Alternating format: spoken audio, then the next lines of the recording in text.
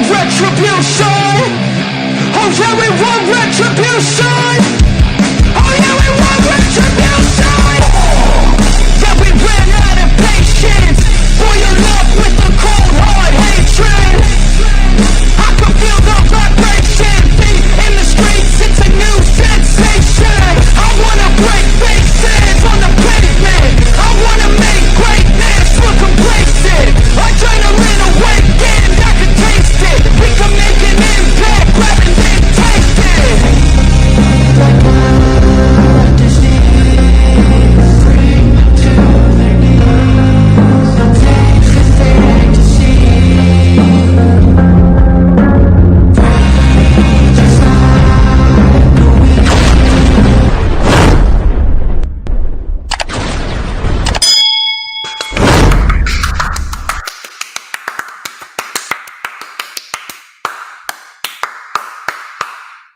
Ladies and gentlemen, I am the one and only DJ Storms, and I would like to welcome each and every single one of you back here to the channel once again for a very special edition Sunday stream, as we are streaming live on 4 different platforms across 4 different accounts. As of course, you already know who I am, Mr. Controversy and the operator of the Best Damn X, formerly known as Twitter handle known to mankind. And this is the official rewind for Ring of Honor, Death Before Dishonor 2024, which of course streamed live on Honor Club just 2 days ago on a Friday, with the pre-show starting at 7 p.m. Eastern Time. And I thank you, DG70 and Mick Blackwell Jr., for stopping on by. I'm sure we'll have plenty more people stopping on by as well. We got ourselves a lot to talk about. A lot came out of Ring of Honor, including some new champions being crowned. And we also got some breakout performances, a great main event.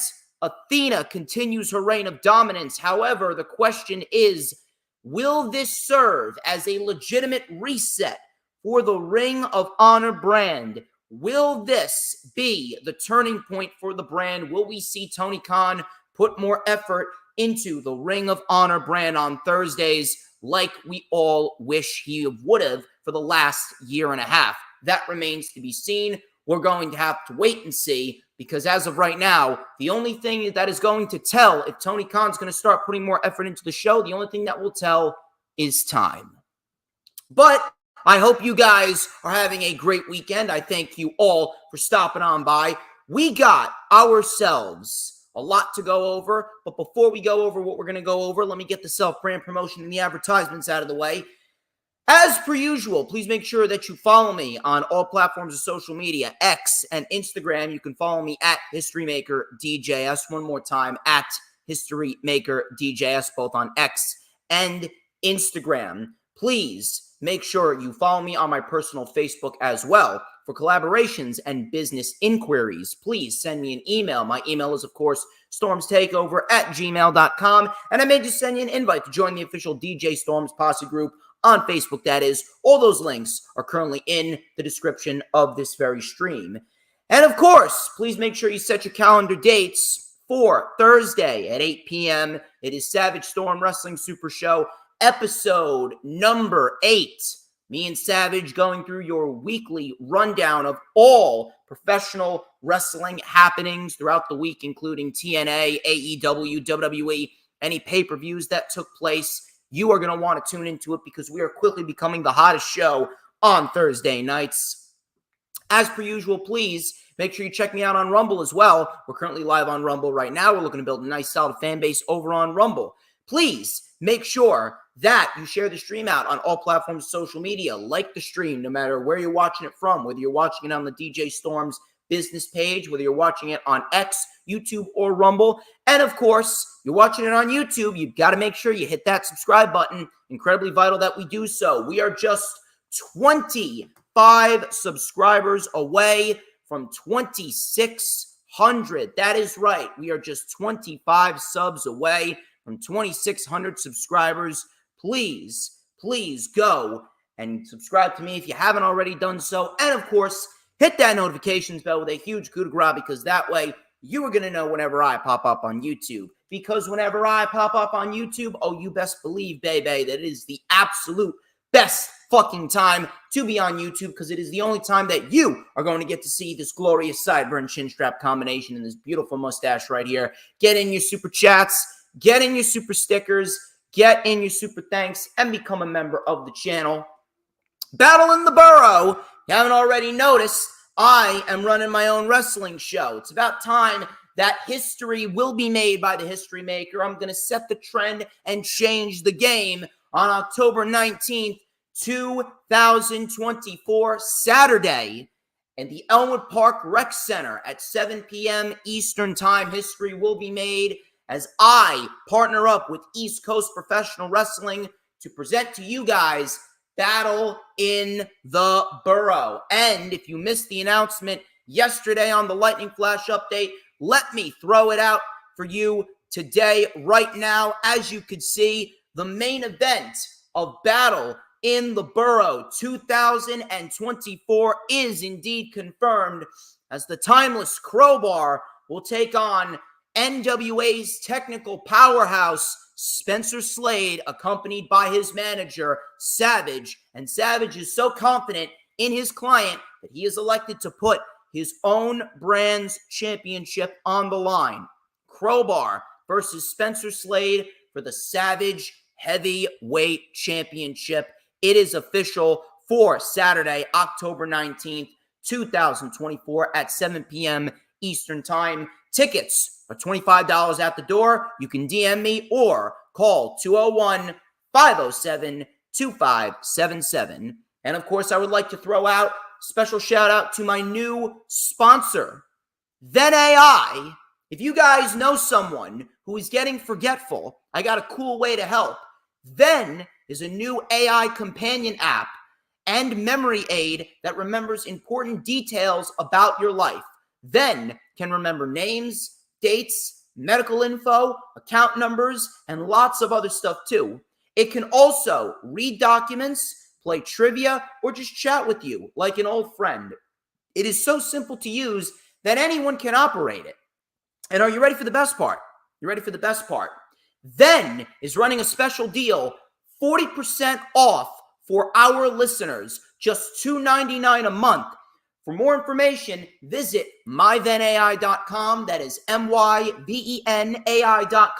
and use the code DJ Storms. That's myvenai.com, myvenai.com, code DJ Storms. And of course, I would like to welcome two new sponsors, and these individuals will be sponsoring the show leading up to Battle in the Borough.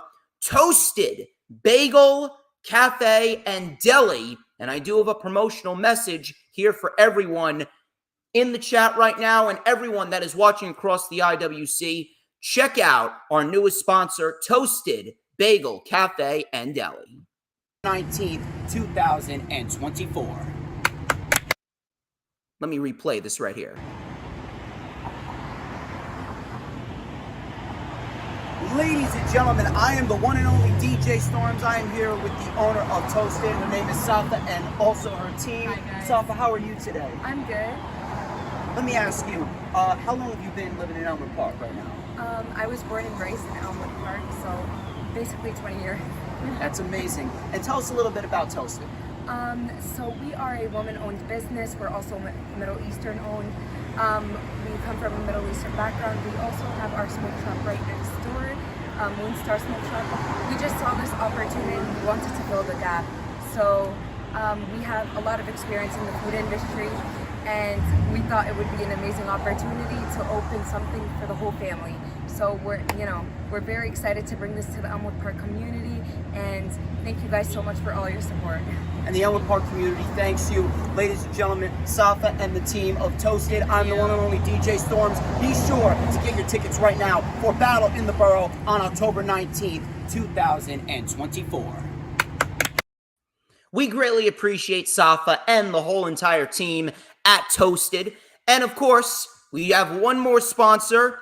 It is another small business here in Elmwood Park, Vito's Pizza and Restaurant. Check out this little promotional ad right now.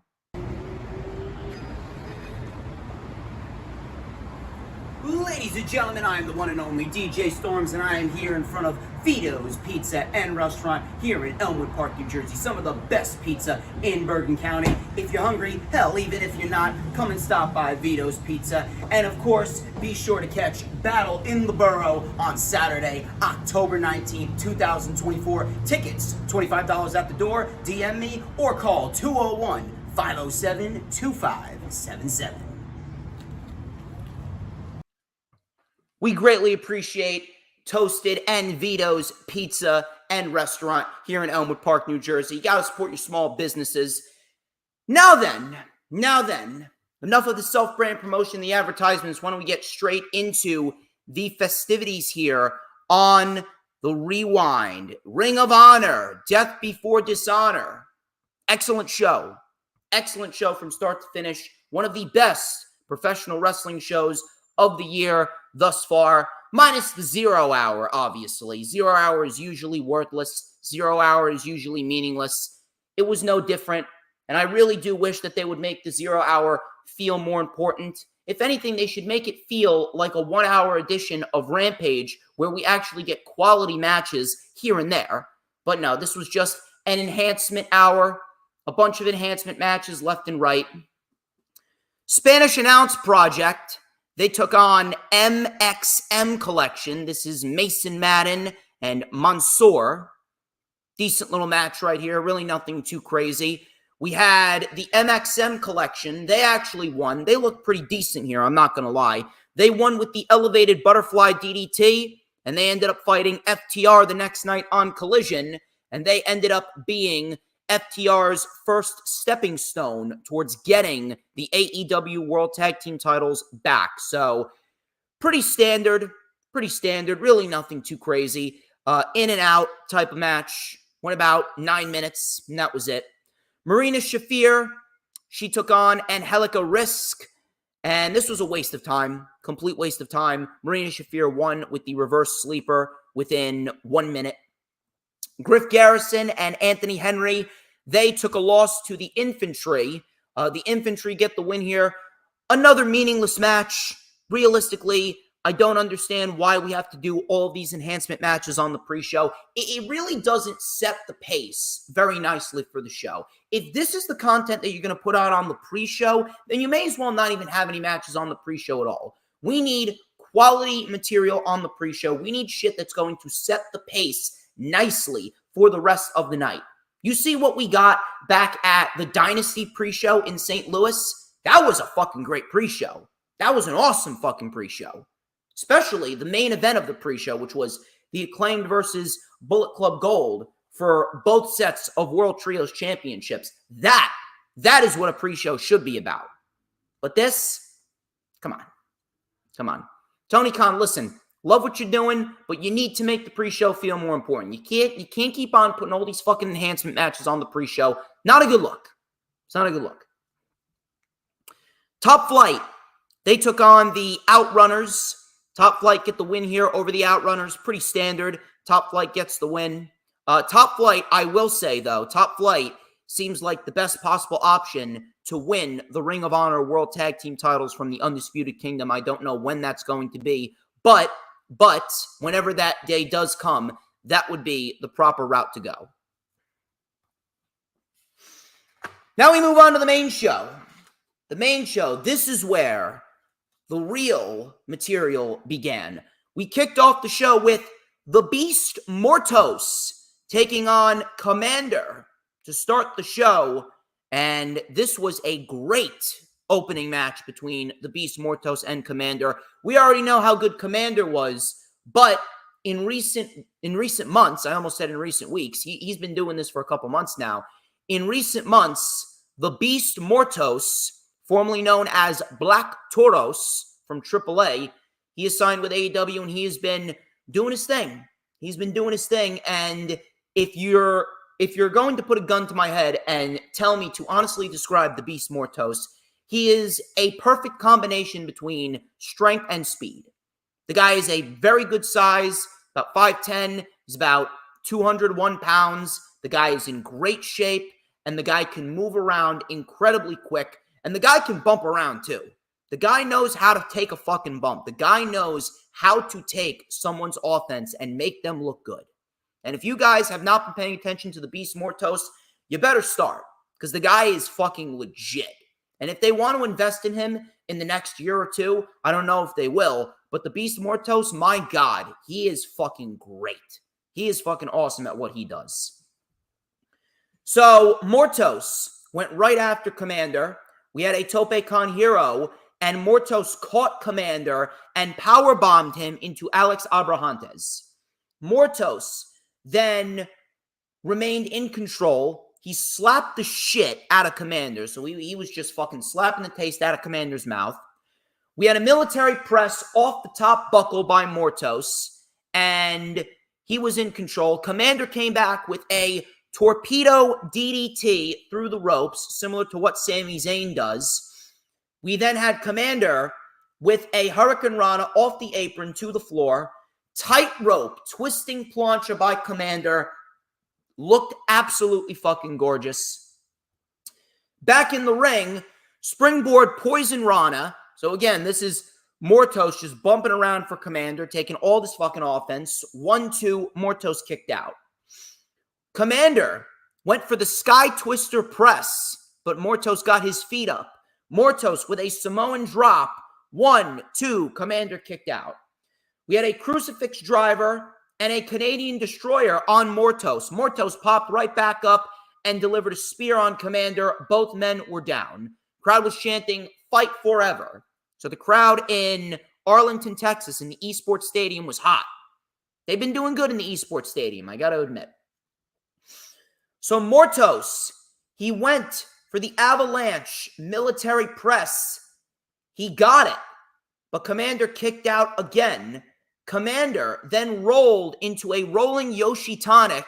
Commander then missed the Shooting Star press, and the Beast Mortos hit a Torture Rack backbreaker, and then the Awful Waffle, or the flipping pile driver, if you will. He started out in a back suplex position and transferred into the pile driver.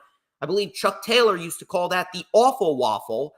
And Commander loses to the Beast Mortos. The Beast Mortos gets a win to kick off Death Before Dishonor in what was a great match here against Commander. Great stuff from both men. And the Beast Mortos, if you're not on the hype train, you might as well get on the hype train soon, because the Beast Mortos is fucking killing it right now. Crowd was into it, and the crazy thing about it is the Beast Mortos may very well have put on another match that was better than this match with Commander on Collision. On Collision, he fought Hologram, and my fucking God, Hologram, he fucking brought the Beast Mortos up several notches. Whether it's in victory or defeat, the Beast Mortos has been killing it. We then go into the Undisputed Kingdom. This is Matt Taven and Mike Bennett versus Kyle O'Reilly and Tomohiro Ishii of the Conglomeration. And this was one of the best tag team matches of the summer thus far. And it really goes to show you how underrated the Undisputed Kingdom really is. I understand they may not look like your typical tag team. I understand they don't have the name value. They don't have the resume of an FTR, or they don't have the exposure of the Young Bucks. But the Undisputed Kingdom, Matt Taven and Mike Bennett, they are fucking fantastic at what they do. And a lot of people should start praising them a lot more than they do. They should give them their flowers. So from there, we got this match, and this was excellent from start to finish. And the one thing I loved about this show, the one thing that was so great about Death Before Dishonor, is that every match with every individual, they were almost trying to one-up each other. And that's the type of show where you know you have wrestlers that take pride in what they're doing. They're not just in it for the money. They're in it because they love the sport and they want to show you that they are the best at what they do. I want a show with a roster full of individuals that are going to look to one-up the last match. And that's exactly what we got here. So O'Reilly and Ishii, they were in control here. We had a dragon screw on Bennett, and a flying knee off the apron. Shoulder tackle by Ishii. Tope Suicida by Taven on Ishii, and a flying knee by O'Reilly. Taven then with a plancha onto an elevated O'Reilly. We had rapid chops by Bennett, back and forth. These rapid chops. O'Reilly was isolated. We had the Proton Pack by the Undisputed Kingdom. O'Reilly kicked out. O'Reilly then fought back, tagged in Ishii. He had a German suplex on Bennett, German suplex on Taven, Saito suplex for a 2 count. Taven came back with the kick of the king. We had a spike pile driver, but Ishii popped right back up. The crowd in the esports stadium popped big. We had a brainbuster on Bennett and a flying knee bar. Taven hit the Aurora Borealis frog splash to break up the submission. We had an enziguri. Everyone was down. Crowd was chanting ROH, ROH, ROH. We had a chasing the dragon and a PK. 1, 2. I thought that O'Reilly and Ishii were going to win the titles right there, but Taven saved it. Taven then sent Ishii into the post, and Kyle Fletcher, all of a sudden, out of nowhere, Kyle Fletcher and Don Callis came out, and they distracted the referee and Kyle O'Reilly because they have had issues with the conglomeration. Mike Bennett took advantage and low-blowed O'Reilly, rolled him up in a tight, small package, and the Undisputed Kingdom get the win 1, 2, 3. Now, the match was excellent. The match from start to finish was excellent. Both teams worked their asses off. Easily one of the most underrated tag team matches of the year, and I would highly encourage everyone to go out and watch it. The only issue is, why did we need the interference? That is the one thing that I don't understand. I understand that the conglomeration and the Don Callis family has had some problems, but why couldn't we have gotten a clean win? The one thing that I am looking for when it comes to the Undisputed Kingdom specifically, the Undisputed Kingdom and guys like that, they need clean wins to boost their credibility. Now, granted, their tag team title reign has been nice and lengthy, which I'm very happy about. It's been nice and lengthy. It's been 7 months already. They've been holding those tag team titles for quite a while, which is great. I appreciate that. But at the same point in time, it is very, very, very, very difficult for an individual that's just watching these individuals, just watching the kingdom. They get this win, and they're thinking to themselves, well, they can't really win on their own, can they? This is the 3rd or 4th title defense that they have had where they haven't won clean. We need to have the kingdom win more matches clean. Now, I'm glad that O'Reilly and Ishii didn't win. Would I have been mad if they won? Not necessarily, because the crowd was hyped up for it, and if they would have gotten a title change, it would have been great. But there are other individuals that would make suitable successors for the kingdom. Number 1 is Top Flight. Number 2 is the Infantry. One of those 2 is the correct team to take the titles off Undisputed Kingdom. When is that? I don't know. But I like to hope that Top Flight is going to be next in line, because right now, Top Flight, they have been getting a lot of TV time. They've been winning a lot of matches. They've been getting a lot of exposure. It's time that we pull the trigger on Top Flight and get some gold around them. Bad ending. The ending, I don't know why they went forth with that ending. The ending really took the match down several notches. Still, one of the best tag team matches of the year. Everyone should go out to watch it, but the interference, not needed. Tony Khan and whoever produces these matches need to reassess certain situations, and they need to depict when something is needed and when something is not needed. The interference here, not needed. Still a great match, though.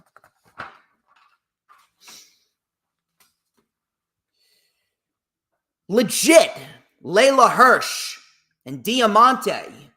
This was a Texas death match, and these 2 women, my fucking God, these 2 women beat the ever-living shit out of one another. And if you guys are looking for a brutal women's match, when it comes to these women's no DQ match, these women's lights out match, these are the types of matches that women's wrestling desperately needs. I'm not going to say that it was one of the best matches of the year, but it was definitely a contender for match of the night. And it absolutely had a lot of glimpses of what we saw back at St. Patrick's Day Slam in 2021 between Britt Baker and Thunder Rosa. That match, that opened the door for women like Layla Hirsch and Diamante to do what they did on Friday. And the crazy thing about it is this didn't even go that long. This didn't go all that long. This only went about 15, 16 minutes. Normally, these death matches, they go like 22, 23 minutes. This match went 15, 16 minutes. And these two women got a lot of shit in. These two women deserve a paycheck raise and a half. Now, crazy fucking ending. I'm glad that Layla Hirsch is okay, but Layla Hirsch is going to have to work on her moonsaults. We'll talk about that in a little bit. I don't know the severity of Layla Hirsch's injury, but needless to say, her arm may have been fucked up. But we get this match. Hirsch, she came out to the ramp and she sat in a chair on the ramp, waited for Diamante. Those two women got into it immediately on the stage, which, by the way, the stage setup is beautiful. We then had Layla Hirsch thrown off of the stage through a table within the first 30 seconds of this match. So it got crazy right out of the gate. We had a Tree of Woe by Layla Hirsch. She was placed upside down in the Tree of Woe. We had 3 chairs stacked in a domino sequence, one after the other. And Diamante with a basement drop kick, sending all 3 chairs right into the face of Layla Hirsch. Diamante then wedged a chair into the buckle. Hirsch was busted open. Diamante sent Hirsch into the buckle. And then Diamante was sent into the chair herself. So both women were busted open now. Hirsch brought out thumbtacks. And this is where shit started to get even crazier. Hirsch German suplexed Diamante off the middle rope onto the thumbtacks. Diamante rolled through. So she got thumbtacks all in her back, all in her knees. Layla Hirsch, like a fucking maniac. My fucking God, Layla Hirsch. I have never seen Layla Hirsch get this fucking crazy. I got to give her props for this. Layla Hirsch then did a moonsault off of the top, and she landed stomach first into the thumbtacks, which looked absolutely fucking brutal. You could not pay me enough money to do that, even if I knew how to do a fucking moonsault. I don't think I've ever seen a moonsault into thumbtacks. First time I've ever seen that shit. So, Hirsch went stomach first into the tacks. Diamante, then she started to get creative. She duct taped Layla Hirsch to the ropes. And then we had Diamante getting a flip-flop with tacks on them and just raking it across Layla Hirsch's head. Looked absolutely brutal. So the crowd was chanting Diamante. We then got a set of chairs, and Diamante set up barbed wire wood pads. So you knew we were going to get the barbed wire wood pads.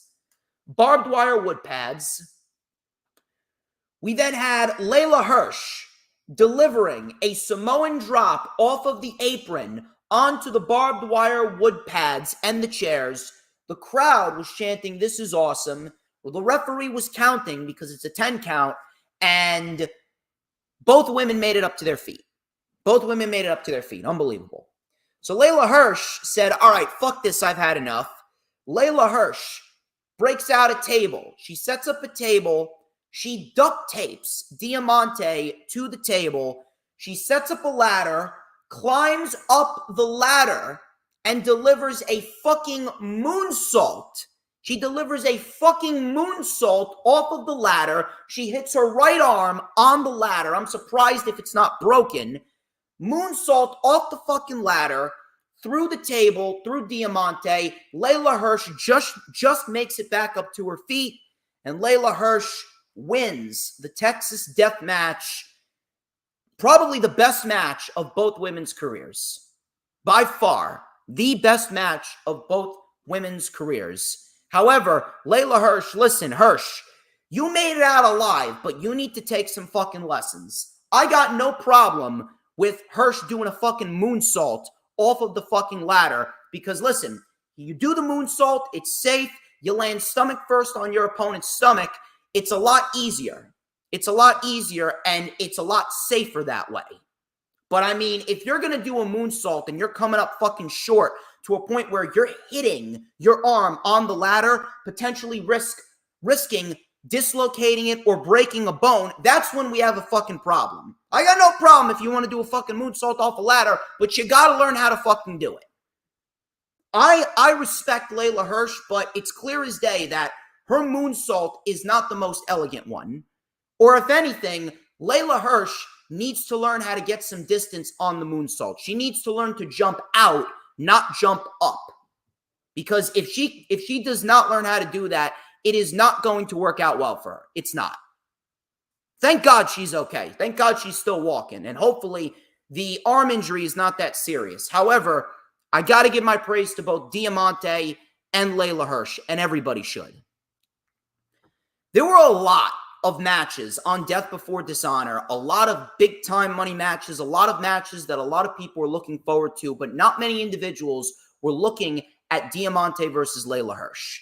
Coming out of the show, those two women had one of the most talked about matches on the show, and they only had 15 to 16 minutes to work with. They got so much shit in there.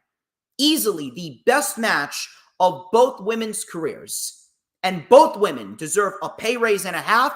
Both women deserve praise. And above all else, Tony Khan should absolutely start investing more in both of these women. And if these women keep up the good work that they're doing, they very well could be champions in Ring of Honor, or they could be on AEW TV sooner rather than later.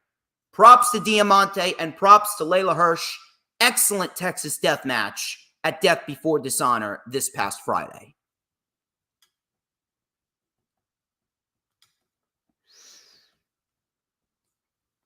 Moving on here, we got the Pure Wrestling Championship match. We're getting through this pretty quickly. The Pure Wrestling Championship match. This was Lee Moriarty and Wheeler Yuta.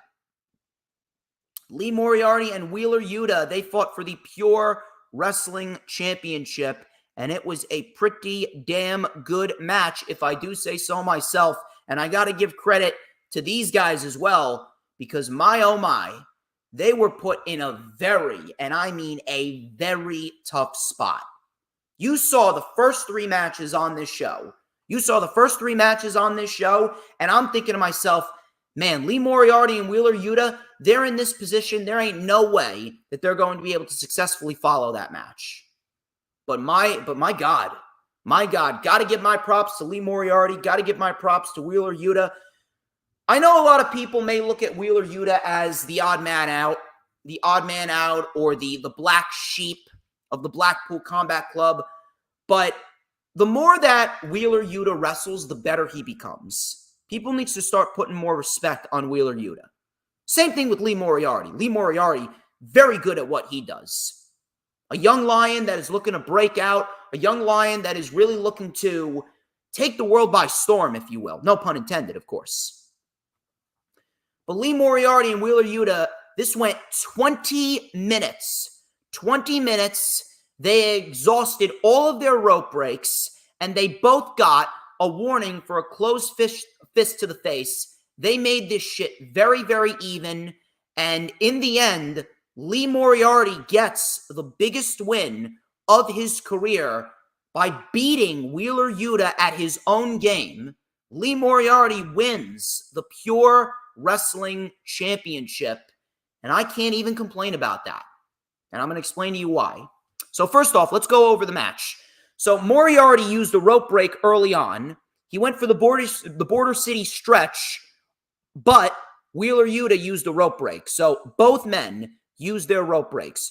Wheeler Yuta used a closed fist to the face. Posey was distracted when Moriarty used it, and he caught it when Wheeler Yuta used it. So obviously Moriarty was using his brain in that one. He was trying to use the rules to his advantage there.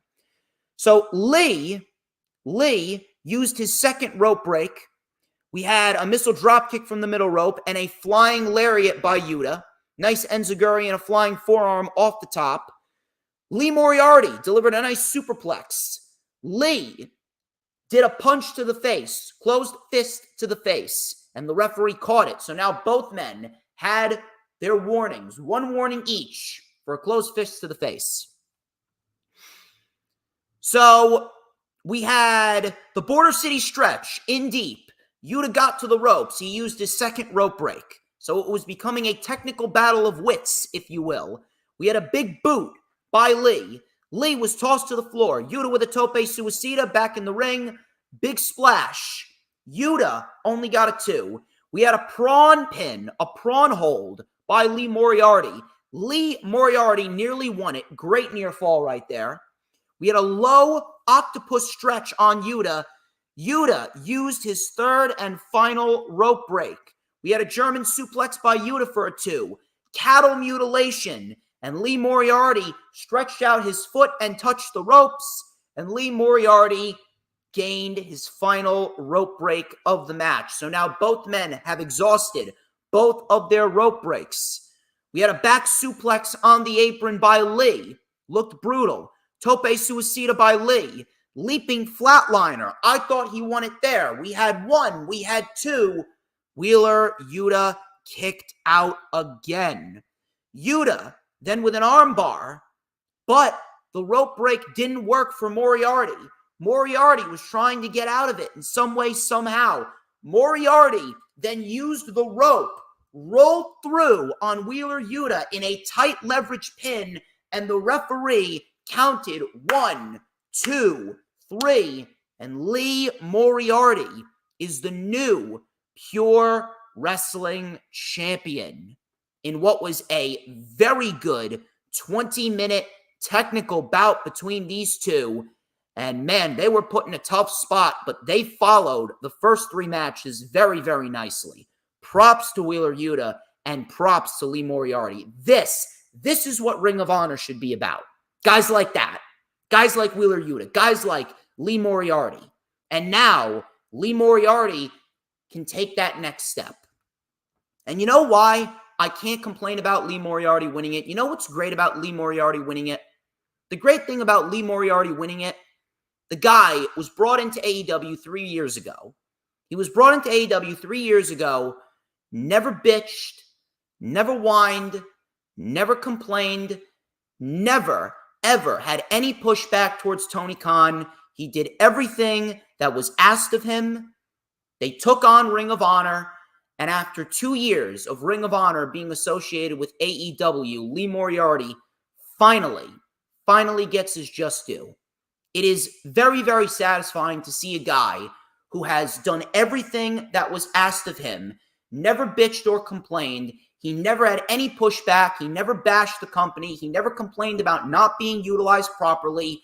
He did what he was asked to do. He paid his dues. And now, after all these years of hard work, after all these years of being essentially an undercarder and enhancement talent in glorified terms, Lee Moriarty can now reap the benefits of his hard work. And now Lee Moriarty can call himself a pure wrestling champion. And that I have to respect. That I very much applaud. It is so refreshing to see a guy like that. See a guy who's worked his ass off get his just due. And it's great because now Lee Moriarty can take care of that. Lee Moriarty can handle the Ring of Honor Pure division, and Wheeler Yuta can now move up to AEW TV full-time. And Wheeler Yuta and Claudio, they could run the tag team division. Or bring back Moxley, Yuta, Claudio, they could run the trios division. Now Wheeler Yuta has a prominent and permanent spot on AEW TV, and I really do hope that they're going to start building him and Claudio up to fight for the tag team titles sooner rather than later, because they're a great fucking tag team. They work very well together. They had a very fun match on Collision, actually, last night.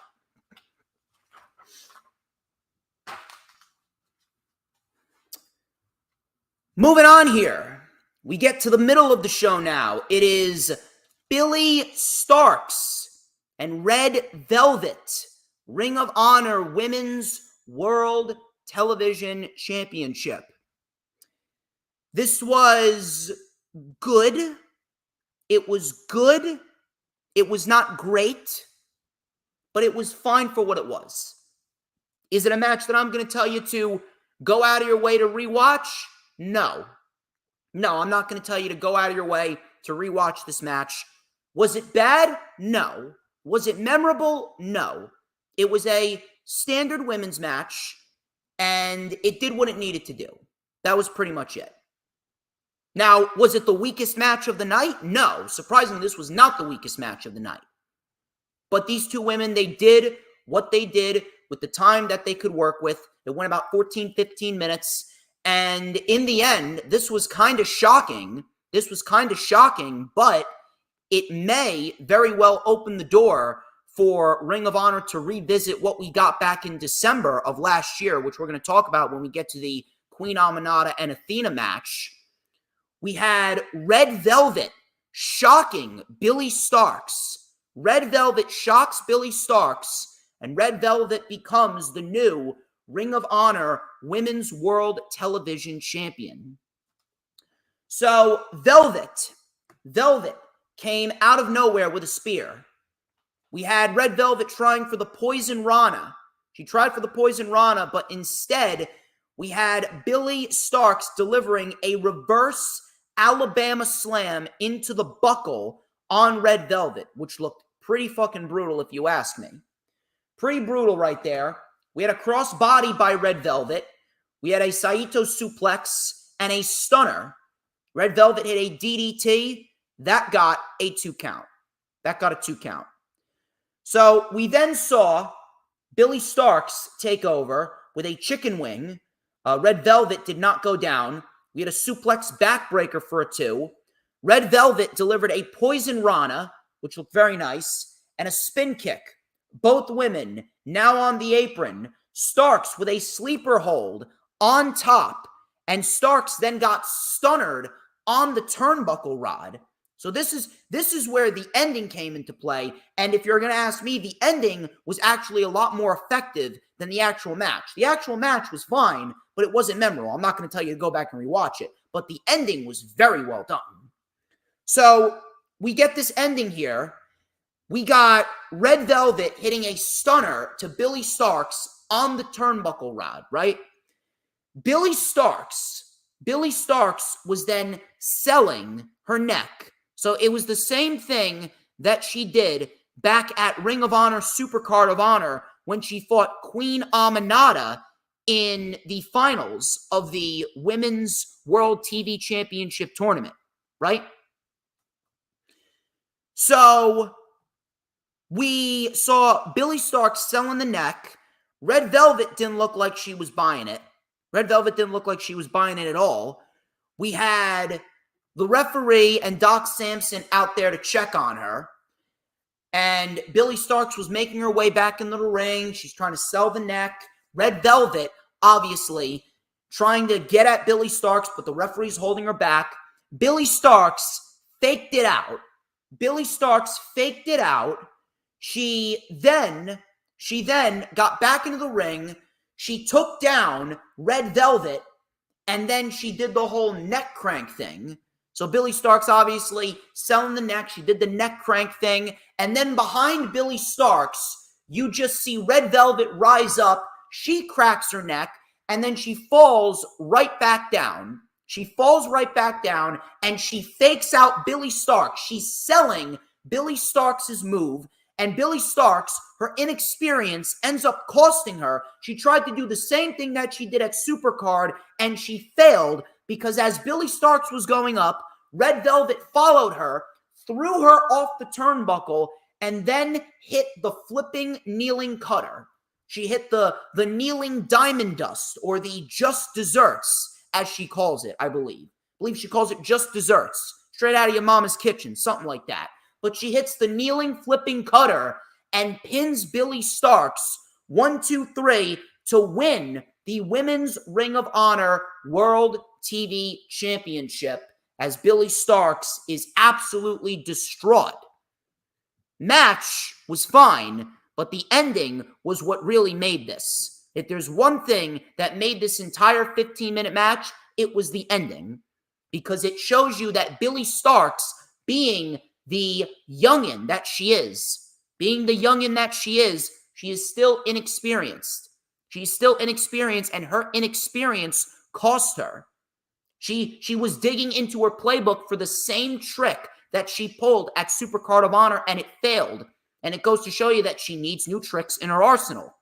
She needs new tricks in her arsenal, and Billy Starks loses thanks to her inexperience. Red Velvet outsmarts Billy Starks. Now, what does this mean? We'll talk about that when we get to the Women's Championship match, because Queen Aminata and Athena, they put on an excellent performance, and probably was Queen Aminata's best performance to date. So after the Women's Ring of Honor World TV Championship match, we go into the Dark Order versus Dustin Rhodes and the Von Erichs. This is Ross and Marshall Von Erich. This was a number one contenders match, and the winners of this match would go on to Battle of the Belts 11 the following night, which we saw the following night, and they would fight the Undisputed Kingdom for the vacant Ring of Honor World Six-Man Tag Team Championships. Everyone kind of predicted this. It was extremely predictable from the get-go. We all knew that Dustin Rhodes and the Von Erichs were going to win. However, this was fun. It was a fun match for what it was. I can't really sit here and say that it wasn't entertaining. And the Dark Order, listen, the Dark Order, they're very underrated at what they do. They're very, very, very underrated at what they do. And I'm really, really, really hoping that the Dark Order are given more of a prominent spotlight on Ring of Honor at some point, or maybe even on AEW TV. You need to build up the trios division. Dustin Rhodes and the Von Erichs, considering it was Texas, we kind of expected them to win, and that's exactly what happened. They ended up winning the match. So we had the Iron Claw on Silver and the Iron Claw on Uno by Marshall and Ross. We had Dustin Rhodes hitting the final reckoning on Alex Reynolds, and Dustin Rhodes and the Von Erichs advanced to Battle of the Belts. Number 11, they actually main evented the show in what was a very good trios match against the Undisputed Kingdom. I would have taken the Undisputed Kingdom, to be quite honest with you, but listen, you signed the Von Erichs. If you're going to invest in the future, you're going to have Dustin Rhodes kind of be a mentor to the Von Erichs. Okay. I guess okay. We'll see how that plays out. But this was a fun little trios match. Would I have put this on the show? Probably not. Probably not. I probably wouldn't have put this on the show. If anything, I would have put this on maybe last week's Ring of Honor TV show. And then you could have just built that up for Battle of the Belts. Or if anything, you could have done the Undisputed Kingdom versus Dustin Rhodes and the Von Erichs on Death Before Dishonor. That's just me, though. We go down to the final three matches on the show. We're getting through these matches pretty quickly here. Final three matches on the show. Lio Rush, Lee Johnson, Shane Taylor, Johnny TV, Brian Cage, and Atlantis Jr. This was a survival of the fittest match for the Ring of Honor World Television Championship. Now, for those of you who are unaware, Atlantis Jr., he won the Ring of Honor World Television Championship from Kyle Fletcher in Arena, Mexico during their special event back on June 28th. Back on June 28th, it was Atlantis Jr. that got the win over Kyle Fletcher.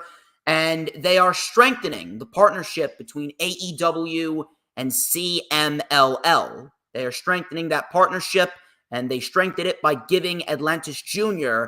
the Ring of Honor World TV Championship. Last year's Survival of the Fittest match, I believe it was Dalton Castle Lee Moriarty, Kyle Fletcher, Brian Keith, Commander, and Lee Johnson. And I said that that was one of the best matches of 2023. That match was absolutely unbelievable. Absolutely fantastic match. This match was the exact opposite. I don't know what the fuck happened here, but the crowd really wasn't all that into it.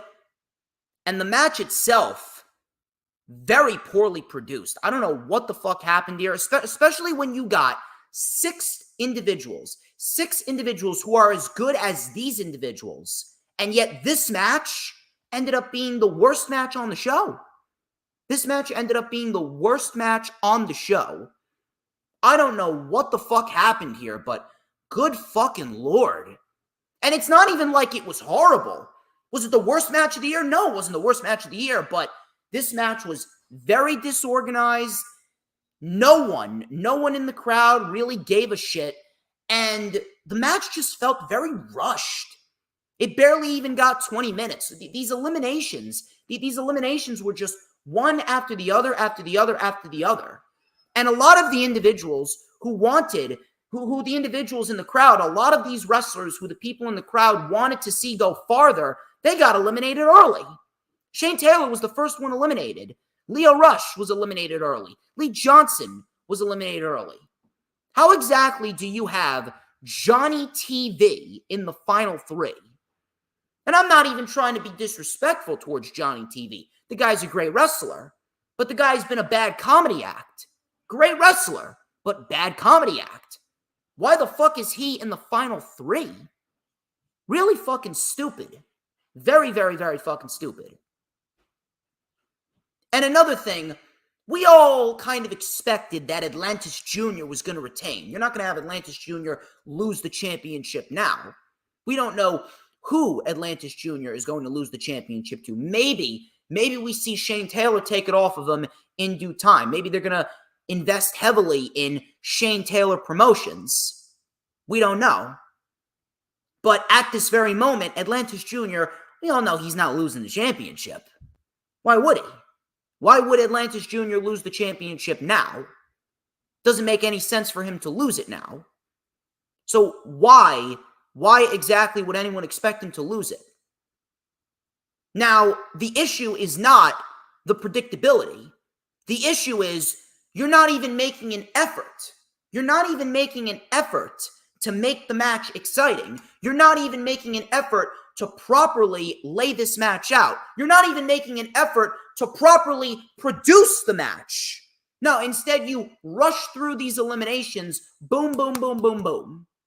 And the match ultimately ends up as forgettable. The match ultimately ends up as very, very, very tame. And the match ultimately had no energy. It had no buzz around it.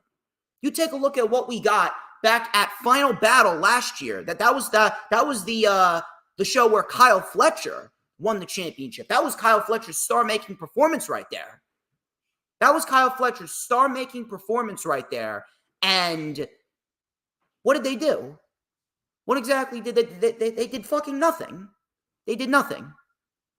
It was a complete waste of time. Very rushed match, very poorly produced.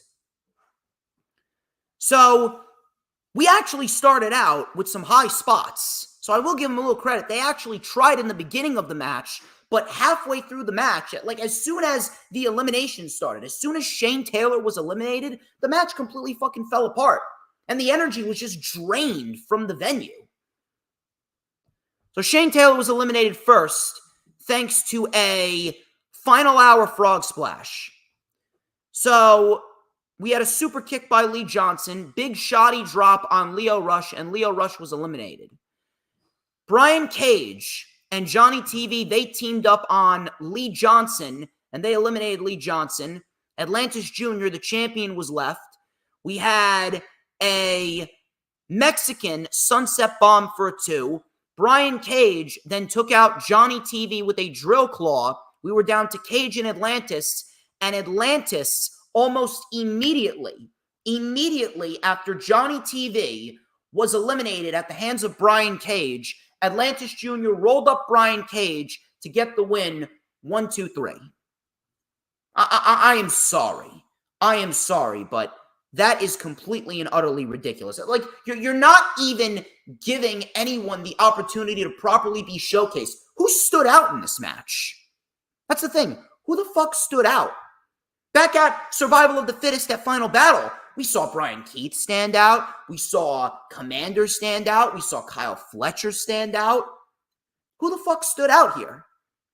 It was a standard run-of-the-mill multi-man match that felt very rushed and very anticlimactic, especially the ending. Atlantis Jr. retains as expected. If anything, I'm going to go out and say that his match with Serpentico on Ring of Honor TV a couple weeks back, that was actually better than what we saw here. Just a lifeless match. Very, very lifeless.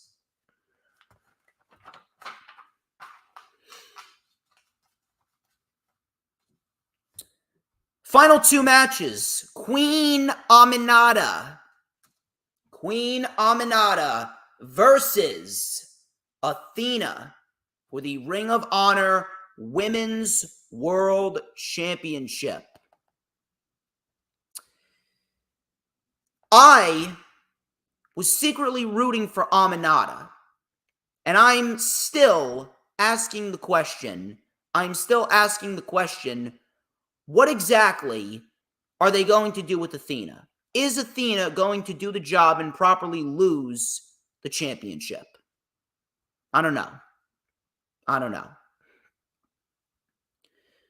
However, based on what we saw, there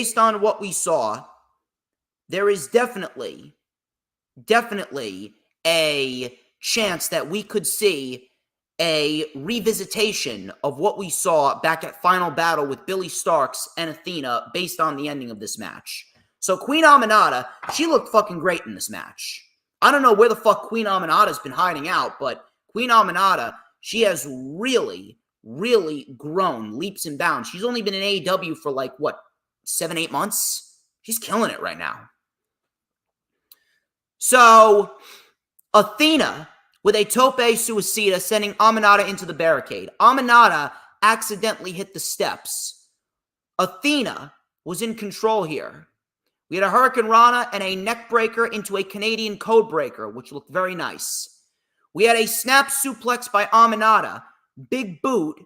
Athena was hanging upside down, and a double stomp connected for a 2 count. We had a super kick by Athena and a forearm for a 2. German suplex into the buckle and a running boot in the corner by Aminata. Aminata with the running air raid crash. 1-2, Athena kicked out. We had a capture suplex into the buckle by Athena. Both women were down. Both women traded strikes back and forth. PK was reversed into a single leg crab. We had a lotus lock by Aminata, which looked very nice. Athena then reversed into a crossface, and she trapped the arm. We thought that Aminata was going to tap there. Aminata got to the ropes. Athena went up. She hit the O-face, but she was stopped. She went for the O-face, but Aminata stopped it.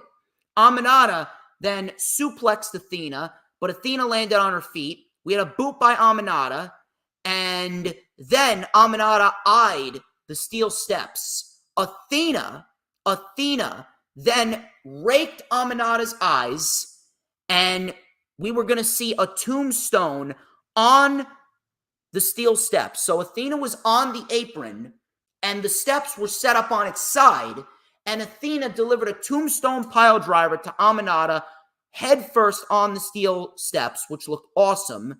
Back in the ring, Athena covered, Aminata kicked out. The crowd was chanting, "Fight forever, fight forever." We had a big headbutt and a Tiger Driver 91.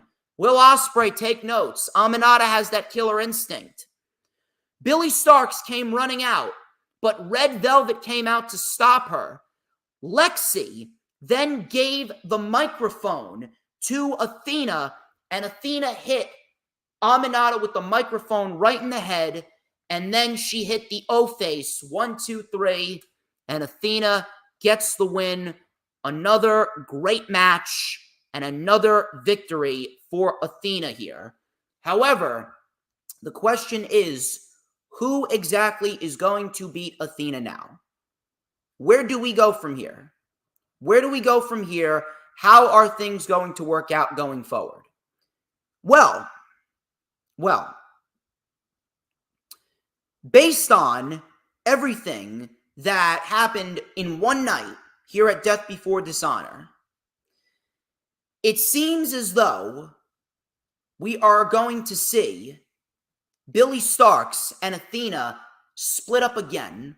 We could very well see Athena rag on Billie Starkz for losing her championship. Meanwhile, Athena still has hers. And maybe this could be the end of it. This could be the end where Billie Starkz finally has had enough and she doesn't agree to be Athena's minion anymore. And Billie Starkz takes the championship from Athena. Is she ready? Maybe. Maybe. I said back in December that she wasn't ready. Now, has Billie Starkz made the transition into being ready like Obafemi made the transition? I don't know. I mean, Obafemi's a freak of nature. I ragged on Obafemi for not being ready, and Obafemi, he completely blew my expectations out of the water. Completely blew my expectations out of the water. And Obafemi, he actually turned out a lot better than I could have ever anticipated. And I will always praise Obafemi for that. Billie Starkz, I don't know. I do not know. I cannot give you a straightforward answer on Billie Starkz. I'd like to hope so. I'd like to hope so. I guess it all depends when we finally get that match. It all depends when we finally get that match, because at this very moment, I can't give you a straightforward answer. Can't give you a straightforward answer. I don't know.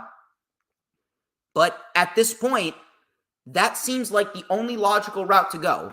The only logical route is Billie Starkz versus Athena Part 2, with Billie Starkz beating Athena, and Athena finally moves on from Ring of Honor. Really nowhere else to go. See what happens.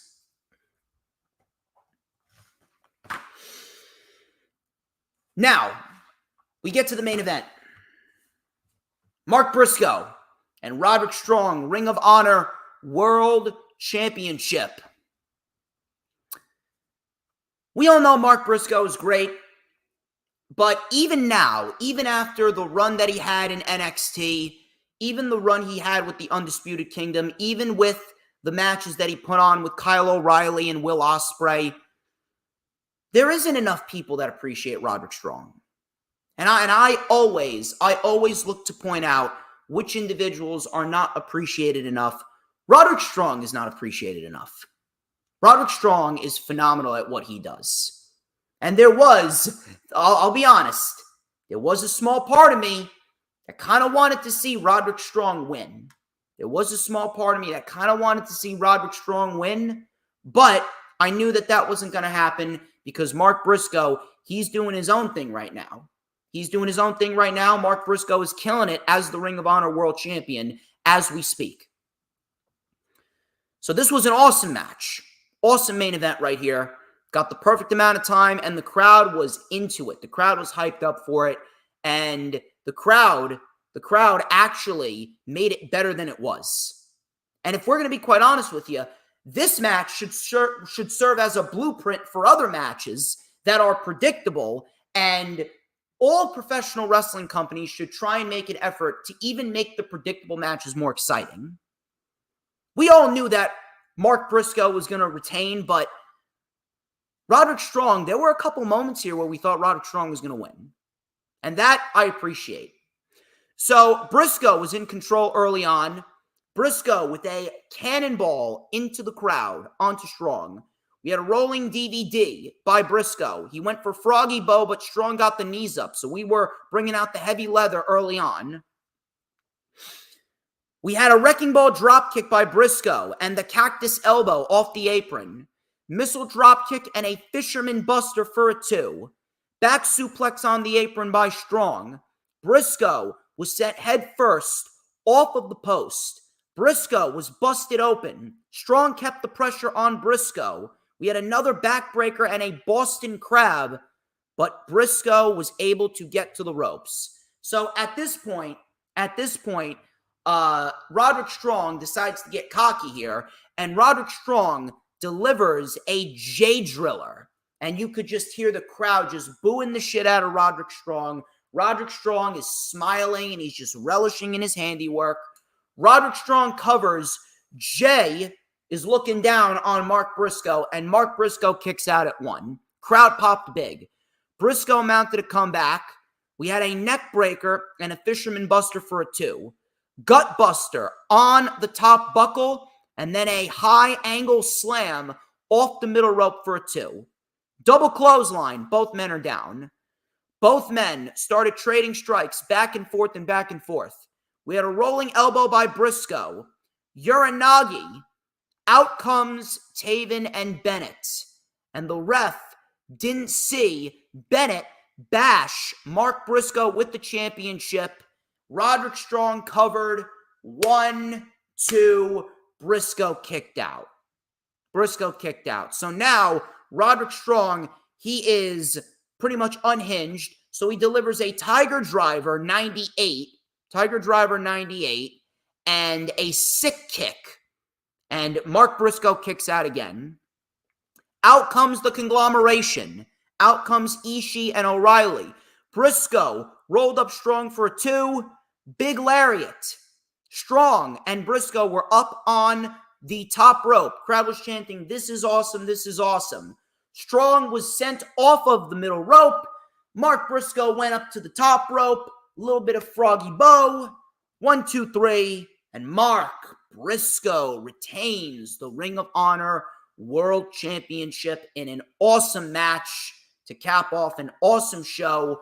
Wasn't perfect by any means, but the show brought a lot of great matches, a lot of great energy, and above all else, it could very well serve as a reset, and I really do hope it does. I really do hope it serves as a reset, because we have seen Ring of Honor as AEW Dark 2.0 for God knows how long. We need a change, and I really do hope that this is going to be the start of that change. I really do hope it's going to be the start of that change, and I really do hope that Ring of Honor is going to receive more care going forward. But ladies and gentlemen, that's all I got. That is all that I got for you, and I would like to thank each and every single one of you who stopped on by. You guys are awesome. Thank you to John Blaine. Thank you to Sean. Thank you to Matthew. Thank you to Raging Girl Gamer. Thank you to Mick Blackwell Jr. Thank you very much to the DG70. Be sure to like, comment, and subscribe. Check out all the links in the description. Get your super chats in. Get your super stickers in. Get your super thanks in. Of course, set your calendar dates for this coming Thursday for the Savage Storm Wrestling Super Show. And of course, be sure to get your tickets now for Battle in the Borough 2024 on October 19th this fall.